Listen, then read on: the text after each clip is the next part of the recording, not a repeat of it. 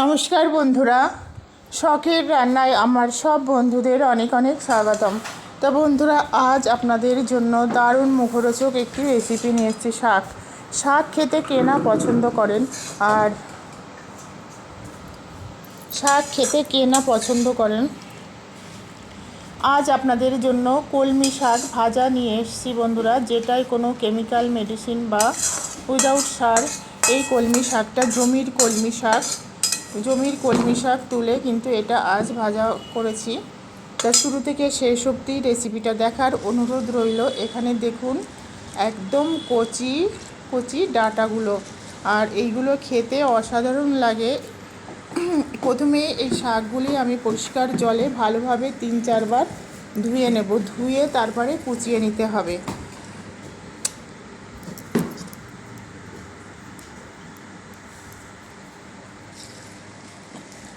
প্রথমে ধুয়ে নিয়ে কুচিয়ে নিতে হবে।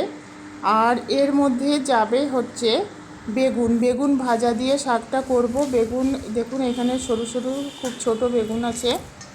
এই বেগুনটা ভাজা করে তারপরে শাকে দিতে হবে। তা বেগুন কেটে প্রথমে জলে দিতে হবে, না হলে কিন্তু বেগুন কালো হয়ে যায়। আর শাকে একটু বেগুনটা বেশি পরিমাণেই দেব বন্ধুরা।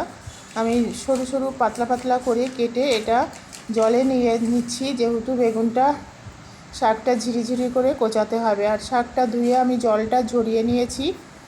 এখানে দেখুন শাকটা কোচানো হচ্ছে, একদম ঝিরিঝিরি করে শাকটা কোচাচ্ছি। শাকটা যত কোচানো ভালো হবে তত কিন্তু টেস্ট হবে। তা শাকটা আমার কোচানো হয়ে গেছে। এবার এখানে কী কী উপকরণ লাগছে দেখুন। নারকেল কোড়া দিয়েছি অনেকটা পরিমাণ। এখানে রোস্টেড বাদাম আছে, চীনা বাদাম, কাঁচা লঙ্কা কুচি, আদা কুচি, কাঁচা লঙ্কাও কিন্তু অনেকটা পরিমাণে দিয়েছি। আর আমার এটা খালি কড়াইয়ে ভাজা বাদামটা আছে, আপনারা চাইলে তেলের মধ্যে কাঁচা বাদামটাও ভেজে নিতে পারেন। আর আছে এটা হচ্ছে কলমি শাকটা কুচিয়ে রেখেছি। এবার বেগুনটায় নুন আর হলুদটা মাখাবো। মিষ্টিটা এখন মাখাবো না, মিষ্টিটা আমি পরে দেব। আপনারা চাইলে বেগুনে কিন্তু নুন হলুদ আর চিনি কিন্তু মাখিয়ে ভাজতে পারেন। তা নুন হলুদ মাখানো হয়ে গেছে। এইবার আমি রিফাইন অয়েল দিয়ে প্রথমে এটা রান্না করব। বেগুনটাকে ভেজে তুলে রাখতে হবে বন্ধুরা। আর এই শাকটা খেতে কিন্তু অসাধারণ লাগে। গরম ভাতে যদি এই শাক ভাজা করেন তাহলে কিন্তু এক থালা ভাত খেয়ে নিতে পারবেন। যারা শাক খান না তারাও যদি এইভাবে শাক রান্না করেন তাদেরও কিন্তু খুব ভালো লাগবে। আচ্ছা, তেল গরম হয়ে গেছে, বেগুনগুলি দিয়ে দিলাম। এবার ভালোভাবে বেগুনগুলি ভাজতে হবে। তাই শখের রান্নায় আমার সব বন্ধুদের আমি অনেক অনেক শুভেচ্ছা জানাচ্ছি। যারা চ্যানেলটি সাবস্ক্রাইব করেছেন তাদের প্রতি অনেক ভালোবাসা রইল আমার তরফ থেকে। আর যারা কমেন্টস করেন তাদেরও অনেক অনেক ধন্যবাদ, শুভেচ্ছা, বড়দের আমার প্রণাম। আর আমার নতুন বন্ধুদের উদ্দেশ্যে বলছি, যদি শখের রান্নার কোনো রেসিপি আপনাদের ভালো লাগে তাহলে প্লিজ কমেন্টস করবেন, সাবস্ক্রাইব করবেন চ্যানেলটাকে। আর আপনারা সাবস্ক্রাইব করলে তবেই আমরা এগিয়ে যেতে পারবো। কমেন্টস করলে মোটিভেটেড হব। কোনো ভুল ত্রুটি হলে সেটাও কমেন্টস করে জানাবেন। আর আপনারা কমেন্টস করলে তাহলে আমাদের সমস্ত ভুল ত্রুটিগুলো শুধরে নিতে পারবো। আর দ্বিতীয়ত হচ্ছে, কোনো রেসিপি দেখতে হলে সেগুলো ফোন না করে বলে, আমার কিছু বন্ধুদের উদ্দেশ্যে বলছি, সেগুলো কমেন্টস করে জানালে খুব ভালো হয়। প্রতিটা কমেন্টস হয়তো টাইমলি দেখার সময় পাই না, কিন্তু ঠিক কখনো না কখনো উত্তর পাই। এর আগে এক বন্ধু কমেন্টস করে জানিয়েছিলেন কিছু নিরামিষ রেসিপি উনি দেখতে চান। তা আমি পরপর কয়েকটা নিরামিষ রেসিপি দিয়েছিলাম। আবারও কিছুদিন কয়েকটা নিরামিষ রেসিপি দেওয়ার চেষ্টা করছি। এখানে গোটা জিরে আর কালো জিরে ফোড়ন দিয়ে দিলাম। এখানে আদা কুচিগুলো দিয়ে দিলাম। সঙ্গে সঙ্গে তেলটা যেহেতু খুব গরম হয়ে গেছে, নারকেল কোড়া, বাদাম আর কাঁচা লঙ্কাটাও দিয়ে দেবো। এবার গ্যাসের ফ্লেমটা কিন্তু লো করে দিতে হবে, নাহলে সমস্ত উপকরণগুলি কিন্তু পুড়ে যাবে, আর পুড়ে গেলে কিন্তু ভালো লাগবে না।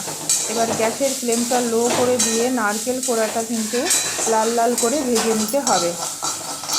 আর বাদাম তো আগে থেকে ভাজা আছে বন্ধুরা। যদি আপনারা কাঁচা বাদাম দেন সেটা কিন্তু আগেও তেলে ভালো করে ভেজে তুলে রাখবেন। এবার বাদাম লাল লাল করে নারকেল কোড়া ভাজা হয়ে গেছে, শাকটা দিয়ে দেব। কারণ এই শাকটা হতে বেশি টাইম লাগে না।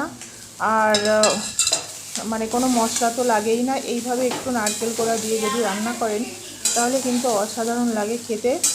আর এটা তো সম্পূর্ণ নিরামিষ হয়েছে।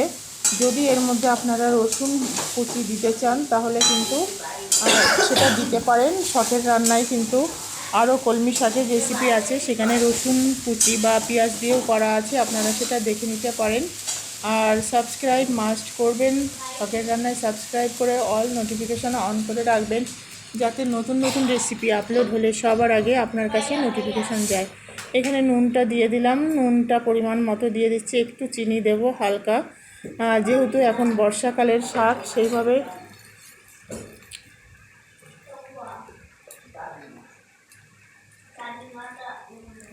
নুন হলুদ আর চিনি পরিমাণ মতো দিয়ে দেব। অনেকে বলে শাকে হলুদ লাগে না, আমি কিন্তু দিই বন্ধুরা শাকে হলুদ, কারণ যখন ভাত মাখবো না ভাতের কালারটা কিন্তু দারুণ হবে। শাকে হলুদ পরিমাণ মতো দিই, হ্যাঁ কম লাগে অন্যান্য সবজির থেকে, কিন্তু পরিমাণ মতো হলুদটা কিন্তু দিলে ভালোই হয়, খুব একটা খারাপ হয় না। আর শাক দিয়ে কিন্তু গ্যাসের ফ্লেমটা সর্বদা হাই ফ্লেমে রাখবেন, নাহলে শাক দিয়ে জল বেরিয়ে যাবে, আর জল বেরিয়ে গেলে কিন্তু সেটা ভালো লাগবে না।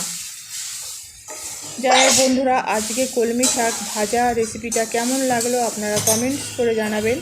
আর আপনারা কমেন্টস করলে আমিও মোটিভেটেড হব আপনাদের জন্য আরও নতুন নতুন রেসিপি নিয়ে আসতে। আর কলমি শাকটা সবারই পরিচিত, কম বেশি সবাই পছন্দ করেন। আর এইভাবে রান্না করলে যারা অনেক বন্ধুরা আছেন শাক খেতে পছন্দ করেন না, কিন্তু এইভাবে যদি রান্না করেন মানে এটা মানে কথা দিচ্ছি ডেফিনেটলি সেটা কিন্তু ভাত খেয়ে নেবে, একদম গরম ভাতে খেতে হবে, দারুণ লাগবে খেতে। ঠান্ডা ভাতেও খুব একটা খারাপ লাগে না, কিন্তু গরম ভাতে কিন্তু দারুণ লাগে। তা শাকটা দেখুন একদম ভাজা ভাজা হয়ে গেছে, আর একটুও কিন্তু জল বেরোয়নি বন্ধুরা, খুব সুন্দর দারুণ একটা ফ্লেভার বেরিয়েছে। এবার যে ভেজে রাখা বেগুনটা আছে, সমস্ত উপকরণ আমার দেওয়া হয়ে গেছে। এবার যে বেগুনটা ভেজে তুলে রেখেছিলাম সেই বেগুনটা কিন্তু এবার শাকের মধ্যে অ্যাড করব। এবার শাকের মধ্যে দিয়ে দিলাম, শাকটা যেহেতু হয়ে গেছে বেগুনটাও ভাজা আছে, আর খুব একটা নাড়ার দরকার হয়, তাহলে বেগুনটা ঘাটা ঘাটা হয়ে যাবে, ভালো লাগবে না। বেগুনটা গোটা থাকবে শাকের সঙ্গে, সেটা বেশি টেস্টি লাগে। যাই হোক, এইবার শাকটা যেহেতু হয়ে গেছে, এইবার সর্ষের তেল দেবো নামানোর আগে। সর্ষের তেলটা মাস্ট দেবেন, যে কোনো শাক বা নিরামিষ সবজিতে বলুন, যদি হয়ে যাওয়ার আগে 1 চামচ সর্ষের তেল দেন, সেটা কিন্তু দ্বিগুণ টেস্ট হবে। তা দেখুন শাকটা ভাজা ভাজা হয়ে গেছে, এবার এটাকে আমি সার্ভ করবো, আর গরম ভাতে কিন্তু দারুণ লাগবে খেতে। আমি তো 1 থালা ভাত খেয়েছি বন্ধুরা। তো আজকের কলমি শাক ভাজাটা কেমন লাগলো আপনাদের কমেন্টস করে জানাবেন। আর যেসব বন্ধুরা এখনও চ্যানেলটি সাবস্ক্রাইব করেননি, প্লিজ সাবস্ক্রাইব মাই চ্যানেল শখের রান্না। আপনারা সাবস্ক্রাইব করলে, পাশে থাকলে, কমেন্টস করলে, লাইক করলে আমিও মোটিভেটেড হব, আর আপনাদের জন্য নিত্য নতুন রেসিপি নিয়ে আসার জন্য। টাটা বাই বাই, সবাই খুব ভালো থাকবেন, সুস্থ থাকবেন, সুরক্ষিত থাকবেন, আবার দেখা হবে নতুন রেসিপি নিয়ে।